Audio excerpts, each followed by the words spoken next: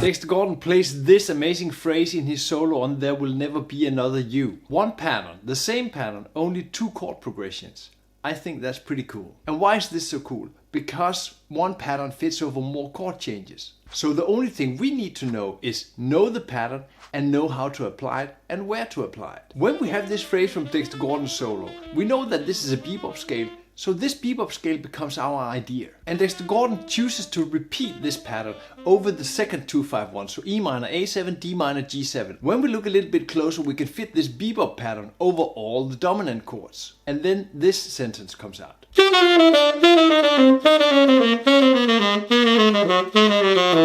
So every phrase is an idea, and every idea is a pattern.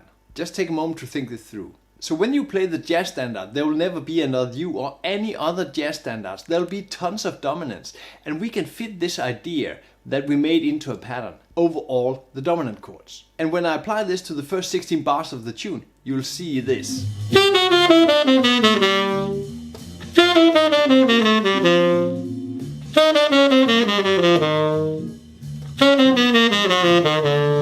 So every phrase is an idea, and every idea is a pattern. And exactly this is what we're going to work through in this video. Since we're going to work on half the tune of There'll Never Be Another You, I really recommend you to grab the PDF on Patreon. In the PDF on Patreon, I have made all the exams on the full form of There Will Never Be Another You. Grab it and it'll be much more easy to follow. The link to Patreon is right below in the description. So these 3 notes is an idea, and any idea is a pattern. If we train this up the scale, it sounds like this. The tricky part with patterns, and also the advantage, is that we can take them through more tonal areas. Let me make a short overview of how this works for us. So these are the scales that Dexter Gordon uses on the tune, more or less, because he changes his material every round he plays. And he's not following the harmonic rules of staying in the key over the whole tune.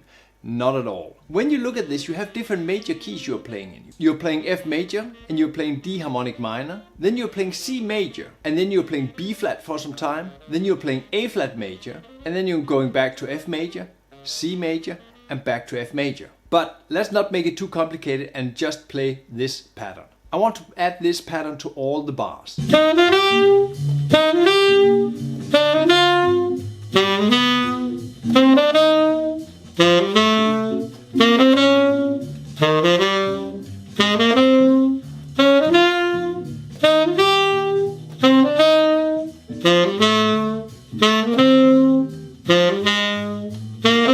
When you have this little pattern, you can move it through all the bars, but it gets kind of static. So we need a little bit more to make this pattern work. Here are all the chords on the 4, and because this 3-tone pattern is so small, we can add it on all the chord tones. So here I'm adding it to the F major chord. So from the F I play 3 tones up, from the A, from the C, and from the E I play all 3 tones up in the scale. And in this way we can get a much more lively solo. And always think about how to add rhythm.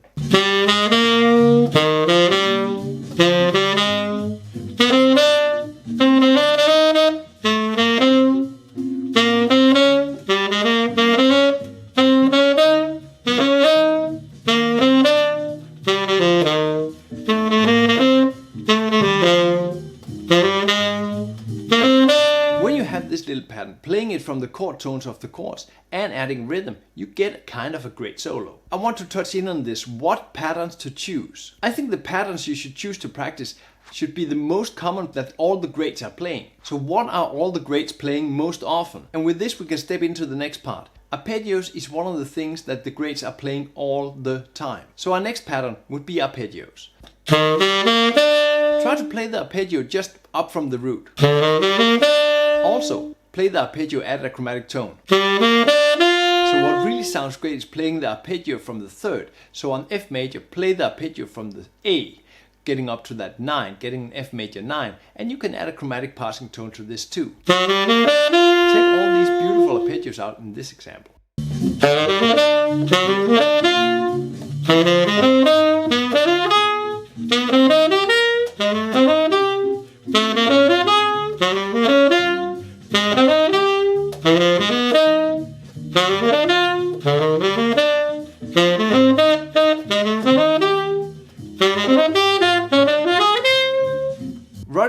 these arpeggios is the first step to getting them into your fingers. And this is very important, really knowing how these arpeggios flow in your fingers and in your head and in your ears. And I know when you're exercising stuff, of course it sounds like an exercise, but we need to change it into that it sounds like music. The next step would be put it together and let's make real music. So we have the Dexter Bebop pattern, and we have the simple 3-note pattern we can play on all the chord tones, and then we have our arpeggio patterns. And with these 3 patterns you can make lots and lots of beautiful solos, but you need to think them in the key and on the chords, moving these patterns around. Try playing along.